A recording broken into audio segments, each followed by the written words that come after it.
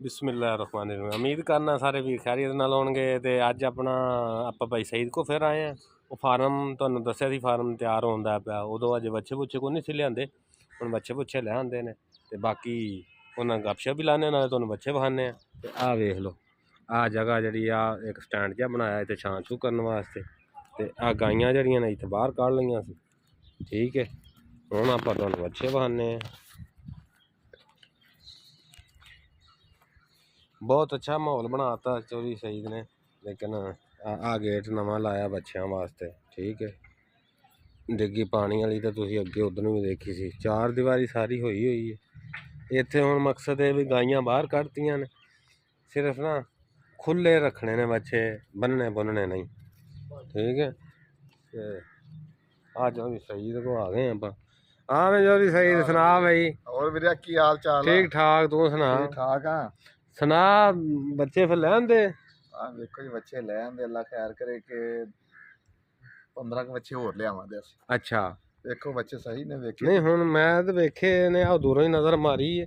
ते आ वेखो जी बच्चों की तुसीं कंडीशन देख लो।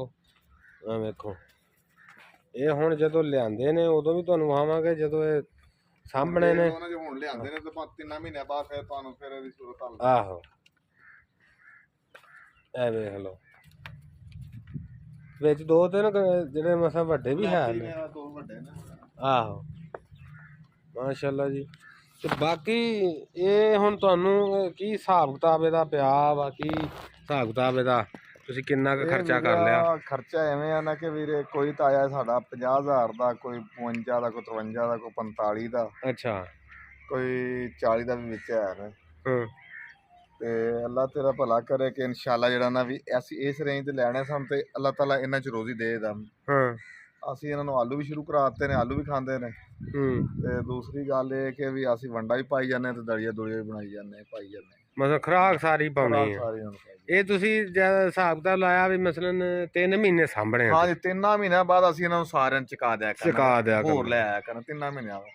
नहीं माहौल तो चंगा है ना, बच्चे माड़े भी नहीं एडे हैं। तो कई बंदे आंदे ने थोड़ा जिहा ना बच्चे मसलन वड्डे लैने चाहिए ने।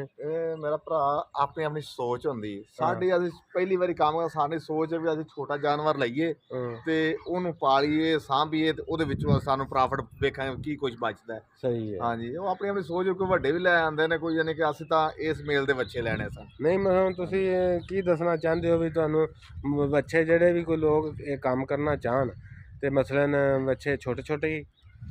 देखो भरावा पहले तो सब तो पहले यही है कि नीयत अपनी साफ करो, अल्लाह नूं याद करके जेड़ा भी काम करोगे ना, बच्चा छोटे लवो वड्डे लवो, वो कोई प्रॉब्लम नहीं। गल है कि मेहनत करोगे, उन्होंने 24 घंटे उन्होंने नज़र रखो।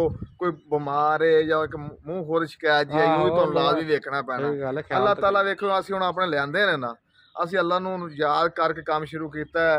हुण बीमारी विच आई कई बच्चों ने, इंशाअल्लाह जेड़ा ना भी असीं इहदे चों इंशाअल्लाह बड़ा कुछ सानू रब ने देना। सानू इन्नी उम्मीद है, रब ते सानू इन्ना यकीन भी है। सानू इन्हां ने विचों नाले फर्स्ट टाइम ये काम सी, पहला काम सी भी चलो साडा पहला काम सी वीरे। इस तो बाद सानू पूरी यानी कि पता भी असीं किहड़े मेल दे लिआणे ने, किवें करना, सानू पता लग जाएगा, नाले तजर्बा हो जाएगा ना इस बार। नहीं ठीक है जी, अल्लाह ताला तुहानू रोजी देवे।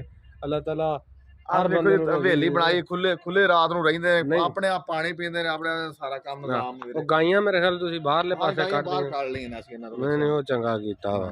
नहीं अल्लाह ताला तुहानू रोजी भी देगा इंशाअल्लाह। दवाई दारू टाइम ना देई चलो ते अल्लाह ताला बकाया सिद्ध करनी है। हाँ बिल्कुल जी बिल्कुल। बाकी जी आ वेख लो तुहाडे सामने ही सी सारा माहौल। अगे इत्थे तुहानू दिखाई सी वीडियो दे विच भी, ते आ सारा सैटअप उन्होंने तब्दील कर दिता। बाकी इन्हां लई भी दुआ करो ते नाले तजर्बा हुंदा रहिंदा बंदे दा। इंशाअल्लाह आपां भी दुआ गो इन्हां वास्ते। बाकी अल्लाह ताला रोजी देण वाला, ठीक है। तजर्बा भी हो जाएगा ते नाले अगों फिर इन्होंने भी पता लग जाएगा कि किन्नी उम्र का लिया चाहिए तो किन्नी उम्र का होना चाहिए। तो अपनी दुआवां याद रखियो, अपना ख्याल रखियो। अल्लाह हाफिज़।